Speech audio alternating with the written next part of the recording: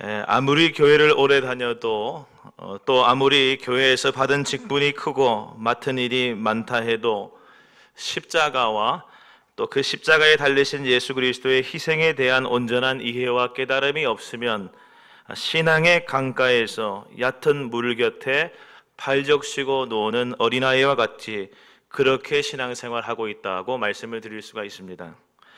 우리 그리스도인의 신앙의 뿌리와 복음의 핵심이 무엇인가? 사도 바울은 우리에게 이렇게 말하였습니다.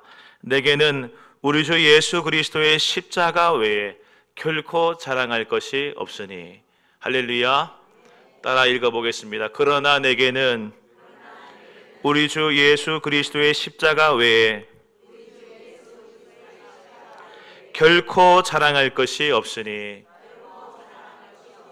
아멘. 그렇습니다. 우리 주 예수 그리스도의 십자가, 이것이 복음의 핵심이요 또 우리 그리스도인들이 날마다 자랑할 바인 것입니다. 그래서 사도 바울은 고린도전서 2장 2절에서도 이렇게 말했습니다. 내가 너희 중에서 예수 그리스도와 그가 십자가에 못 박히신 것 외에는 아무것도 알지 아니하기로 작정하였음이라. 아멘. 여러분, 우리 주 예수님의 삶을 살펴보면 자랑할 것이 너무나도 많습니다. 태어나실 때부터 큰 별이 움직여 그 나신 곳을 비추었습니다.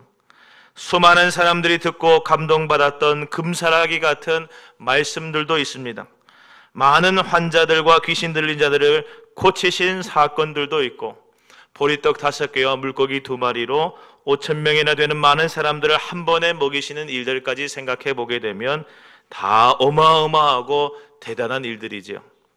그러나 바울은 예수님이 행하신 모든 일을 다 제쳐두고 그 당시 사람들이 가장 두려워하고 혐오하는 십자가, 그리고 그 십자가에서 우리 주님께서 죽으심으로 희생하신 것, 그것만 나는 알고 자랑하기를 원한다 그랬습니다. 왜 그랬습니까? 십자가가 그의 구원의 근거요 믿음의 전부이며, 십자가가 그의 존재의 이유이며, 또한 그가 전해야 할 사명이었기 때문이다 라는 것입니다. 초대교회 성도들을 보십시오. 로마 관원들의 눈을 피해서 집이나 동굴에서 모일 때마다 그들은 무엇을 하였는가? 성경을 보게 되면 성찬을 행했다 그랬습니다. 왜 그들이 열심히 성찬을 행하며 지켰던 것입니까? 1차적으로는 그것이 주님의 명령이었기 때문이기도 하지만, 그들은 성찬을 통하여서 예수님께서 십자가상에서 흘리신 보혈과 그 찢기신 몸의 희생이 나를 위한 것이다 라는 것을 기억하며 다시 마음에 새기었던 것입니다. 그리고 사실 우리 주님도 최후의 만찬 자리에서 뭐라고 하셨습니까? 떡과 잔을 주시면서 이 떡은 자신의 몸이요 이 잔은 자신의 피라 하셨습니다. 그러면서 자신의 그 십자가 희생을 늘 기억하고 기념하라 하였던 것입니다.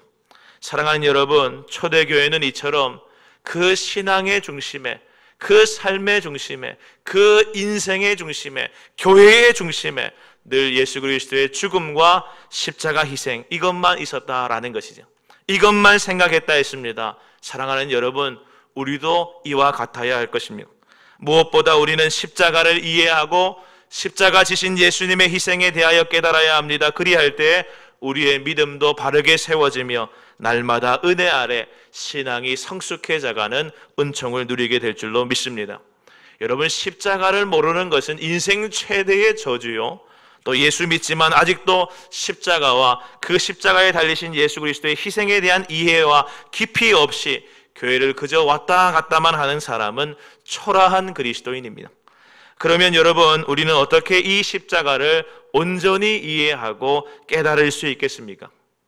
첫 번째는 이 십자가를 바로 이해하려고 하면 먼저는 내가 죄인이라는 사실을 인정해야 합니다. 로마서 3장 10절에서 12절에 성경은 이렇게 선포하였습니다. 기록된 바 의인은 없나니 하나도 없으며 깨닫는 자도 없고 하나님을 찾는 자도 없고 다 치우쳐 함께 무익하게 되고 선을 행하는 자는 없나니 하나도 없도다 그랬습니다. 로마서 3장 23절에도 성경은 이렇게 말합니다. 같이 읽어보겠습니다. 시작. 모든 사람이 죄를 범하였음에 하나님의 영광에 이르지 못하더니. 아멘. 그렇습니다. 성경은 모든 사람이 죄인이다 그랬습니다. 여기 이 모든 사람에게는 누구도 포함되어 있는 것입니까? 저도 포함되어 있고 여러분도 포함되어 있습니다. 한 사람도 예외가 없습니다. 다 죄인이라 그랬습니다. 그런데 여러분, 무엇이 죄입니까? 성경은 쉽게 말해서 이것이 죄라고 말하는데, 내가 내 인생의 주인 되어 사는 것이 죄입니다.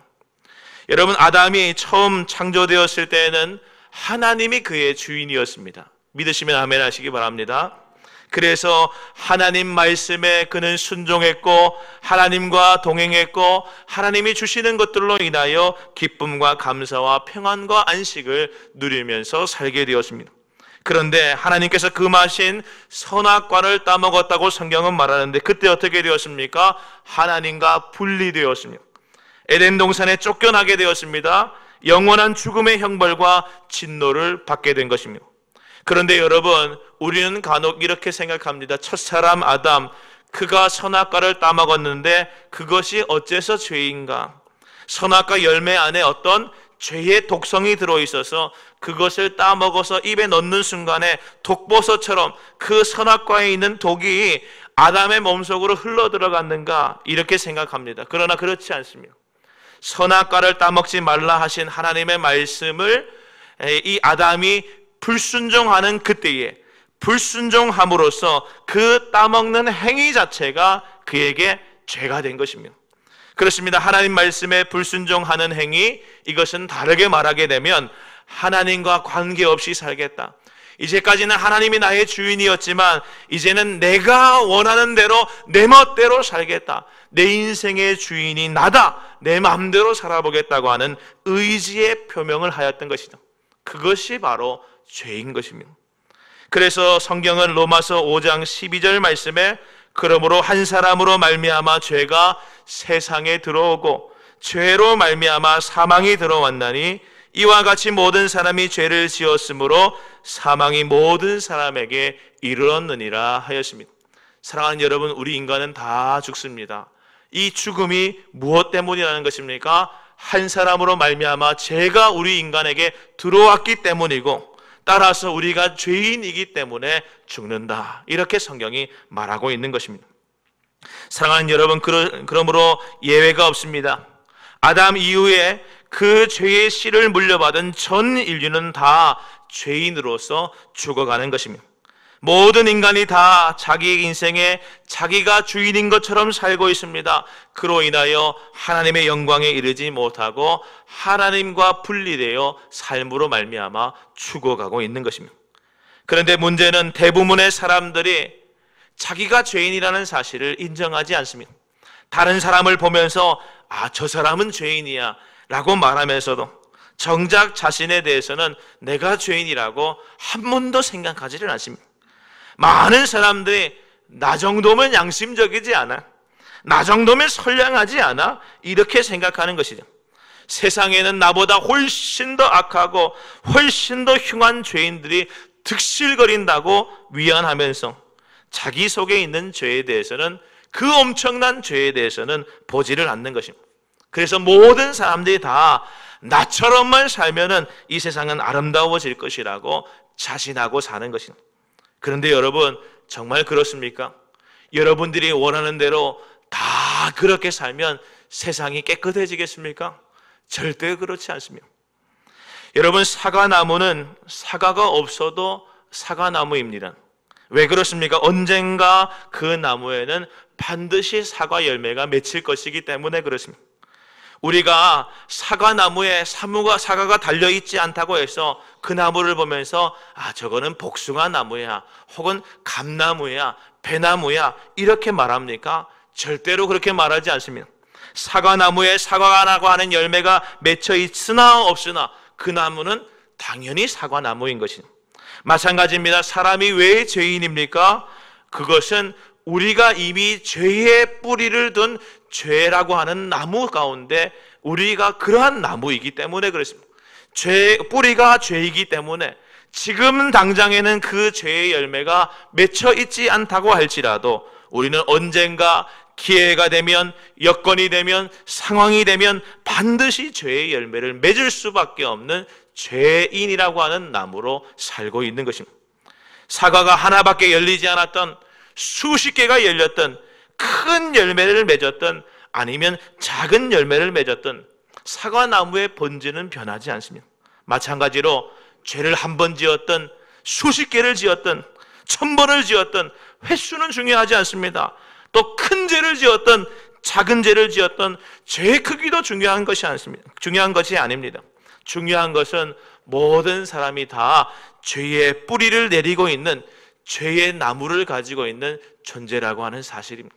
사과나무에서 사과를 모두 다 따내어서 이제 사과 없어 라고 말한다고 해도 사과나무가 감나무가 될 수 없듯이, 우리가 몇 가지 죄를 지었던 것을 다 처리해버렸다고 할지라도 우리는 여전히 죄의 뿌리를 두고 있는 죄의 나무를 가진 죄인이라고 하는 인간인 것이죠. 사랑하는 여러분, 다윗이 자신은 의인인 줄 알았습니다.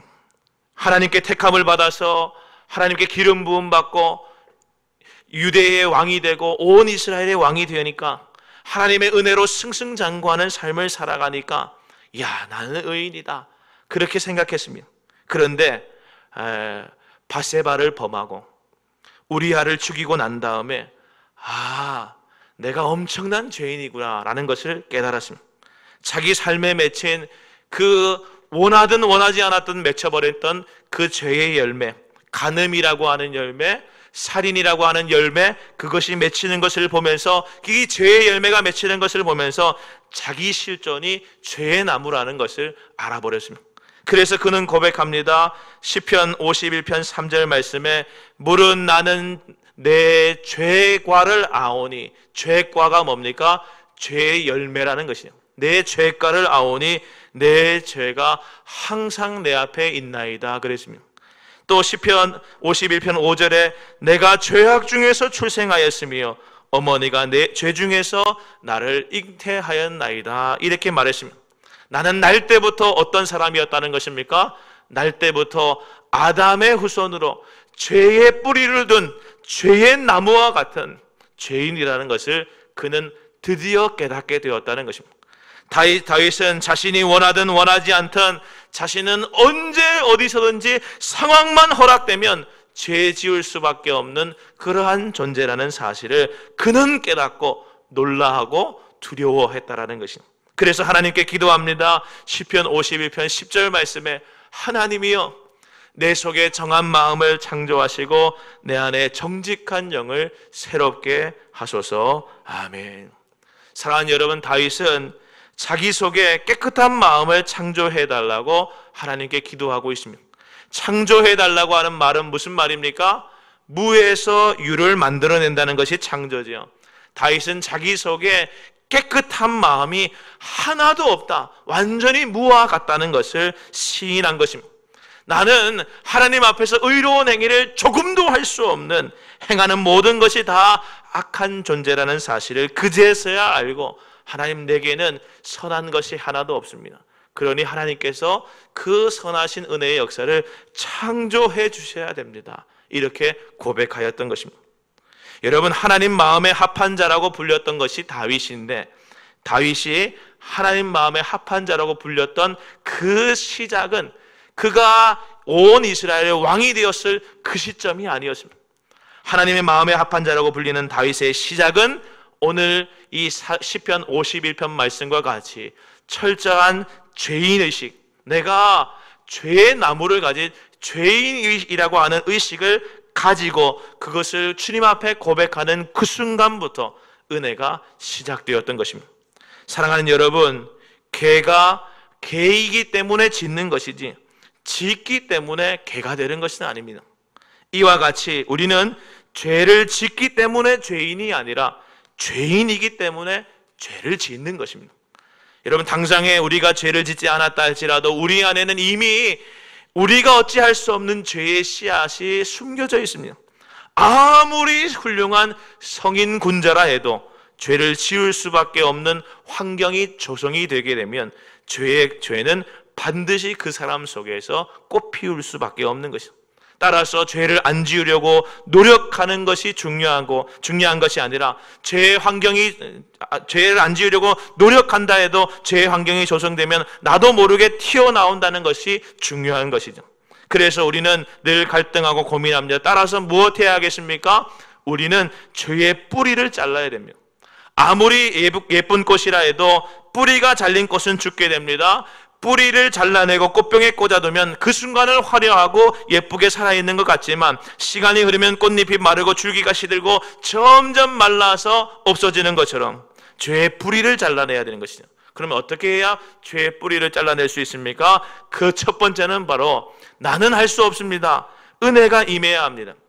그 은혜가 먼저는 내가 죄인이라는 사실을 인정하고 그것으로 인하여 깊이 고민하는 사람에게 하나님께서는 은혜를 임하게 해 주셔서 그로 하여금 죄의 뿌리가 잘리는 하나님의 사람 되게 해 주시는 줄로 믿으시기를 바랍니다. 여러분, 자신이 죄인임을 깨달은 사람은 그때부터 위대한 인생을 살게 됩니다. 베드로는 유대인이었지만 가치관과 인격에 별다른 변화를 경험하지 못하고 살고 있었습니다. 그런데 어느 날 예수님이 그에게 다가오셨습니다. 그리고 깊은 곳에 그물을 던지라 말씀하셨습니다. 그리고 예수님의 말씀에 따라서 다른 날보다 훨씬 따라서 그 그물을 던지게 되자 다른 날보다 훨씬 더 많은 물고기를 잡게 되었습니다. 그런데 그때 베드로는 그 많은 물고기를 잡으면서 너무 좋아서 덩실덩실 춤추고 기뻐했는가? 성경은 그렇게 말하지 아니하고 뭐라고 말하냐면 그 잡히는 물고기를 보면서 놀라서 이렇게 말합니다. 주여 나를 떠나소서 그랬다 그랬습니다. 왜 베드로는 그렇게 외쳤던 것입니까? 자신의 온갖 노력은 헛될 뿐이었는데 예수님께서 하신 말씀 그 단 한 말씀으로 인하여 엄청난 수의 고기가 잡히게 되자 저분이 하나님이시구나 라는 사실을 깨달은 것이죠. 그리고 그때 그 순간 그는 알게 되었습니다. 예수님은 물속에 있는 물고기들 뿐만 아니라 나도 아시고 내 속에 있는 죄도 아시고 내 과거도 다 아시는 분이라는 사실을 깨닫게 된 것이죠. 그래서 물고기가 많이 잡혔다는 것으로 기뻐하는 대신에 주여 나를 떠나소서 나는 죄인이로소이다 가슴속 깊은 곳에서 터져나오는 고백을 드렸던 것입니다. 그리고 그날 이후로 베드로는 가치관과 인격에 커다란 변화를 겪고 위대한 인생을 향한 첫걸음을 시작하게 된 것입니다. 사도 바울도 마찬가지입니다. 예수님을 만난 그 순간에 뭐라고 했습니까? 주여 내가 죄인 중에 괴수입니다 고백하였습니다. 여러분, 우리 안에 있는 죄 때문에 고민해야 합니다. 인간은 자신을 깊이 묵상하면 묵상할수록 비참함을 느낍니다. 이것이 정상입니다. 내 안에 있는 죄의 뿌리를 볼 수 있기 때문에 그렇습니다. 그러므로 내가 죄인입니다 라고 고백하는 사람, 이미 그에게 큰 은혜가 임하며 거기서부터 은혜가 시작된다. 위대한 인생이 시작된다라는 것을 기억하며 날마다 주님 앞에 우리가 죄인이라는 사실을 고백할 수 있게 되기를 주님의 이름으로 간절히 축복합니다. 그런데 이렇게 죄로 인하여 큰 벌을 받아야 하는 또 영원한 진노 가운데 놓여진 인생, 우리 인생에게 주어진 아주 놀라운 큰 기쁨의 소식이 있었습니다. 그것은 예수님께서 태어나시기 전에 700년 전 예언되었던 말씀이었습니다. 이사야 53장 6절 말씀에 우리는 다 양 같아서 그릇 행하여 각기 제 길로 갔거늘 여호와께서는 우리 모두의 죄악을 그에게 담당시키셨도다 그랬습니다. 여러분, 양의 불행은 무엇입니까? 양의 불행은 목자를 떠나서 자기가 원하는 제 길로 가는 것이 양의 불행입니다. 마찬가지로 사람도 그랬습니다. 하나님을 떠나서 자기가 자기 인생의 주인 되어서 자기 마음대로 살게 되는 죄를 지으면서부터 불행이 시작되었습니다. 그런데 이 양과 같은 인생, 자기 인생에 자기가 주인 되어서 내 마음대로 살아가는 죄를 짓고 살아가는 양과 같은 우리 인생을 하나님께서 불쌍히 여기시고 은혜를 주셨는데 그것이 무엇인가 하면 여호와께서 한 분 그리스도를 우리에게 보내어 주심으로 말미암아 그에게 우리의 모든 죄를 담당시키신 것입니다. 그래서 그리스도로 이 땅에 오신 분이 누구십니까? 바로 우리 주 예수님인 것입니다.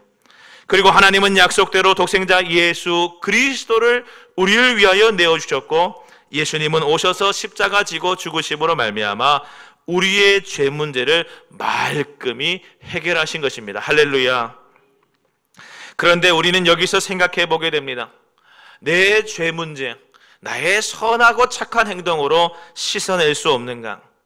다른 종교에 속한 사람들은 자신의 지은 죄를 씻기 위하여 세상을 떠나 은둔 생활을 하기도 합니다. 또 선행을 함으로써 죄를 지어보려고도 합니다. 그러면 안 되는가 물을 수 있습니다. 그러나 성경은 그런다고 해서 죄를 없앨 수 없다고 했습니다. 고행이나 선행은 죄를 해결하는 길이 아니라는 것입니다. 여러분 생각해 보십시오. 도둑이 있습니다.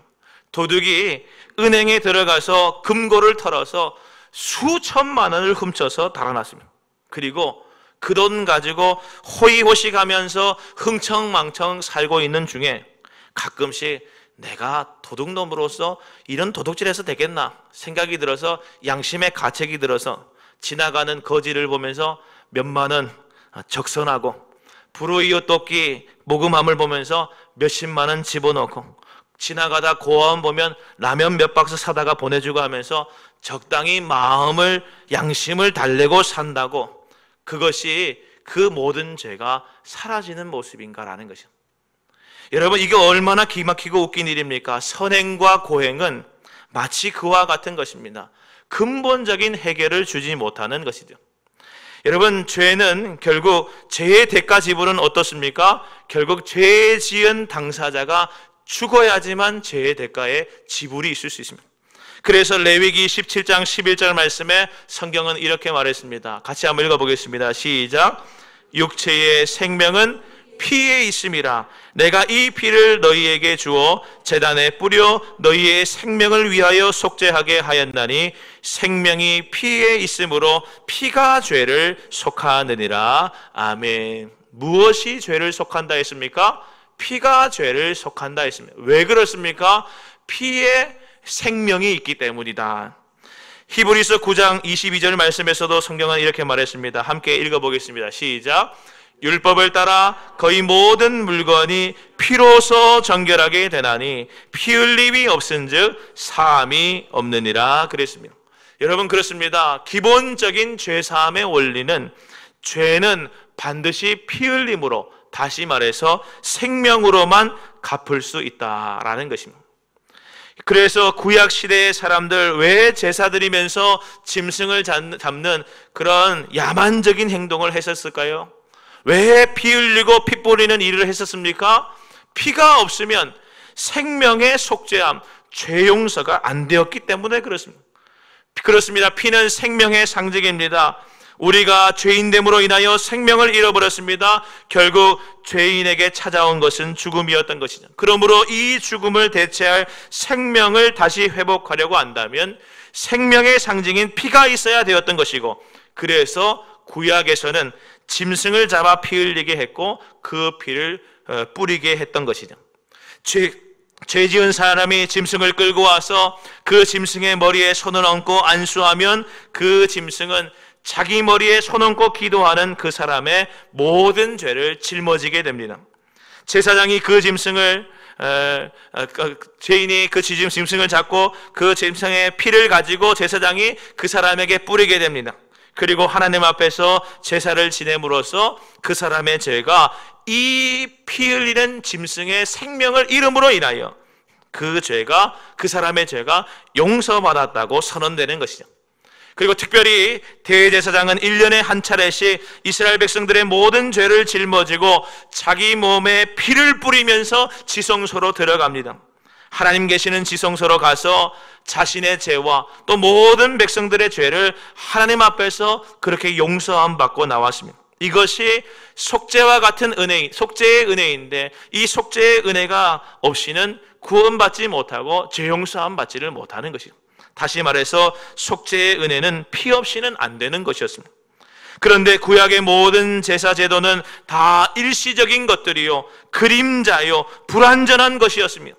왜 그렇습니까? 구약의 대제사장은 인간이었던 것이죠. 사람이었습니다. 사람은 이미 다 죄인이라 그랬습니다. 죄인인 사람이 자기도 죄인이기 때문에 죄인인 자기가 불완전하여서 아무리 열심을 다하여 제사를 지낸다 할지라도 일시적인 것이죠. 구약에 드리는 모든 제사는 또 짐승의 피입니다. 인간의 생명의 죄를 대속하는데 짐승의 피가 쓰였던 것이죠. 짐승의 피였기 때문에 일시적인 효과밖에 없었습니다. 따라서 죄를 범할 때마다, 한 죄가 있을 때마다 자꾸 반복해서 짐승을 잡아 속죄를 해야 했던 것이죠. 그래서 하나님께서는 이와 같은 불완전하고 일시적인 제사 제도를 계속하는 것을 원치 않으셨습니다. 그래서 드디어 때가 되었을 때에 영원하고도 완전한 제사를 하나님께서 받으시기 위한 준비를 하셨고, 그 일을 위하여 하나님은 그리스도 예수를 우리를 위하여 보내어 주셨던 것입니다. 예수님은 인간이심과 동시에 하나님이십니다. 할렐루야. 예수님은 그래서 우리의 완전한 대제사장이십니다. 왜냐하면 그분은 죄가 없으셨던 완전 무결한 대제사장이었기 때문입니다. 그러므로 우리의 죄를 짊어지고 하나님 앞에 나가서 얼마든지 하나님 앞에서 용서받게 만들 수 있는 자격을 가지신 분이었습니다. 그리고 우리 주님께서 십자가로 지신 제사는 완전한 제사요, 영원한 제사요, 그리하여서 짐승의 피가 아니고 자신의 피로 생명의 대속함을 주셨기 때문에 완전하고도 영원한 제사를 주님께서 한 번으로 끝내셨던 것이죠. 다시 반복할 필요가 없었던 것입니다. 사랑하는 여러분, 하나님은 이 제사를 받으시기 위하여 예수님을 이 땅에 보내셨고, 예수님의 이 희생제사로 인하여 우리는 하나님과 화목하게 되는, 다시 말해서 우리의 모든 죄가 사해지는 은혜를 누린 줄로 믿습니다. 여기서 한 가지 더 생각해 볼 필요가 있습니다. 여러분, 사랑의 하나님이 왜 자기의 아들을 이처럼 처참하게 죽이셔야만 했는가? 그냥 사람들의 모든 죄를 내가 용서한다 라고 선포하시기만 해도 되는, 그렇지 않느냐? 능력의 소유자께서 왜 그러신가? 아담의 죄 그냥 한번 딱 눈 감아주고 나 용서한다 이렇게 하시면 되지, 왜 굳이 이렇게까지 자기 아들을 다 내어주실 만큼 그렇게 하시는가? 여러분 생각해 보십시오. 만약에 하나님께서 눈 딱 감고 아담의 죄를 그냥 용서하셨다고 한다면 아무도 죄의 심각성을 마음 깊이 받아들이지 않았을 것입니다. 그리고 더 많은 죄가 세상에 퍼지게 되었을 것입니다. 몇 년 전에 미국의 캘리포니아에서 있었던 일이라고 합니다. 어떤 한 젊은 여자가 쌩 달리고 과속을 해서 딱 경찰에게 붙잡혔습니다. 딱지를 끊고 법정의 판사 앞에 서게 되었는데, 판사는 소환장을 읽으면서 그녀에게 묻습니다. 당신은 당신이 행한 행위가 유죄라는 사실을 고백합니까? 당신은 유죄라고 생각합니까? 무죄라고 생각합니까? 물었습니다. 그러자 그 사람이, 그녀가 말하기를 네, 저는 유죄입니다 인정했습니다. 그래서 판사는 망치를 두드리면서 땅 사회봉사 10일 벌금 $100 이렇게 명했습니다.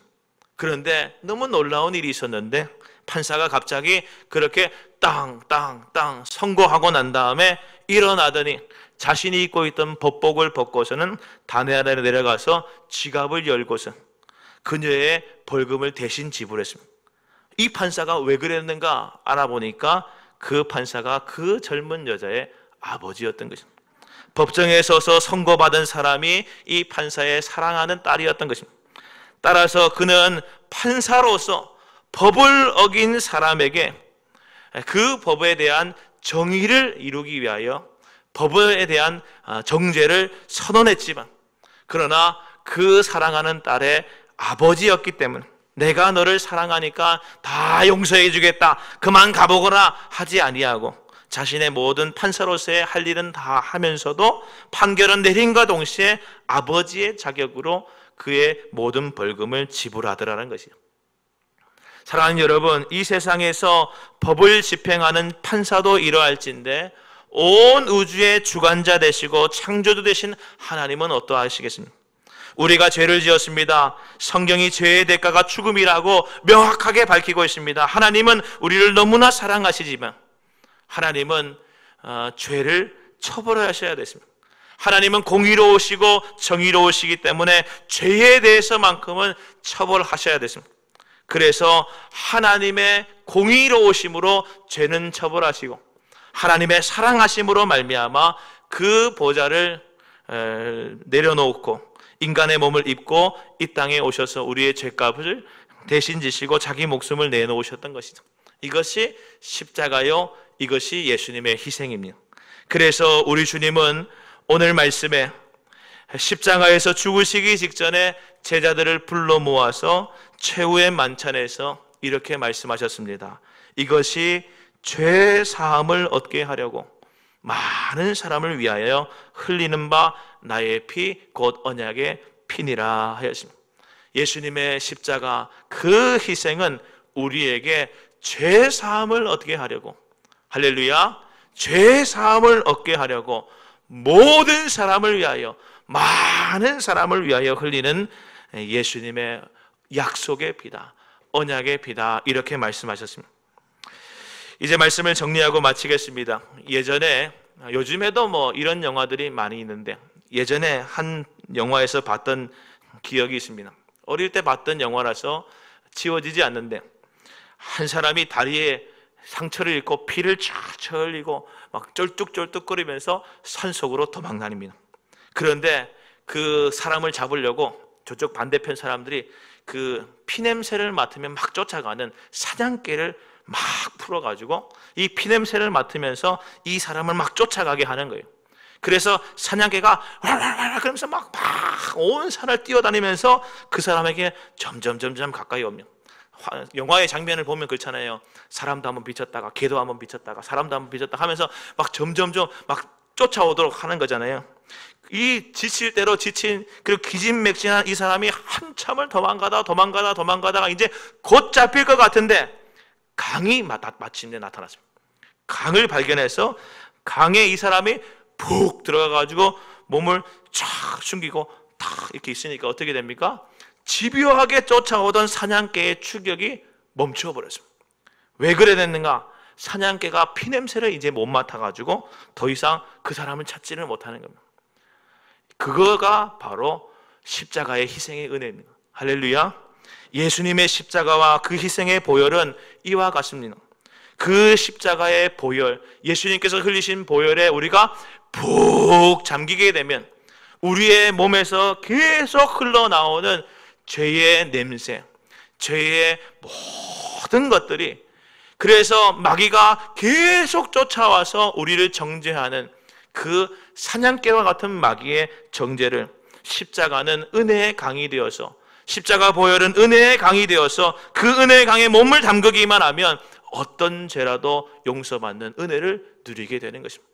사랑하는 여러분, 십자가는 처음 설교 시작할 때는 말씀드렸는데 십자가와 그 예수 그리스도의 희생에 온전한 이해와 깨달음이 없으면 신앙의 강가에서 얕은 물에 발 적시고 노는 어린아이와 같다고 했습니다. 여러분, 우리는 이 십자가와 희생의 은혜 아래 푹 잠겨야 됩니다. 그래야 은혜가 은혜되고 그 은혜가 우리를 살리는 것입니다.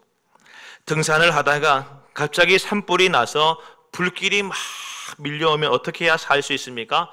제가 한 가지 팁을 드리면, 혹시 산에서 산불이 나가지고 내 혼자 고립되었다, 어떻게 하면 되느냐? 내 주위에 맞불을 놓아서 그래서 먼저 내 주변에 있는 모든 것을 다 태워버리면 됩니다. 그리고 다 타버린 그 장소에 내가 딱 서 있으면 불길이 더 이상 접근해 오지 못하는 것입니다. 여러분, 예수님은 이미 우리의 죄를 위하여 십자가에서 이미 다 심판받으셨습니다.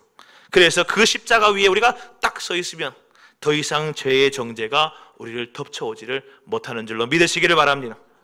여러분, 우리는 카드 빚에 눌려 살다가도 그 조그만 카드 빚이 조금만 해결되어도 우와, 살 것 같다, 이제 좀 살 것 같다, 이렇게 말하는데, 그와는 비교할 수도 없는 죄에 짓눌려 살다가 예수님의 은혜로 죄를 해결받았는데 어찌 기뻐 춤추지 않을 수 없고 춤추지 않고 너무 좋아서 행복해하지 않을 수 있겠습니까?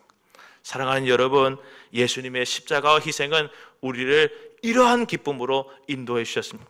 이 십자가 안에서 자유를 누리는 저와 여러분 다 되시기를, 그래서 오직 감사하는 저와 여러분 되시기를 주님의 이름으로 간절히 축원합니다. 아멘. 기도하겠습니다. 하나님 아버지, 감사합니다. 우리를 사랑하셔서 우리의 죄 문제를 해결하시기 위하여, 죄 사함을 얻게 하는 언약의 피를 흘리시기 위하여 이 땅에 오셔서 십자가 지심으로 희생하고 죽으심으로 우리에게 그 보혈 흘려주신 주님으로 인하여 오늘도 감사 찬송합니다. 하나님 아버지, 주님의 은혜 아래서 우리가 그 십자가를 마음껏 누리게 하여 주시고, 그 십자가 보혈 속에 우리가 풍덩 담기게 하여 주셔서 신앙의 깊은 삶의 지경이 넓어지게 하여 주시고, 주님과 함께 살아가는 우리 모두가 되도록 역사하여 주시옵소서. 우리는 얼마나 추악한 그리고 죄 많은 죄인인지 날마다 주님 은혜 안에서 깨닫게 하여 주시고, 예수님의 십자가 그 희생이 없었다고 한다면 우리가 어찌 구원받을 수 있었는가 늘 생각하며 예수님의 십자가 사랑에 감사 또 감사하는 우리 모든 성도들 되도록 축복하여 주시옵소서. 오늘도 그 은혜에 감격하여 감사하며 기뻐 춤추는 우리 모두가 되게 해 주시기를 바라옵고, 살아계신 예수 그리스도 이름으로 간절히 기도하옵나이다. 아멘.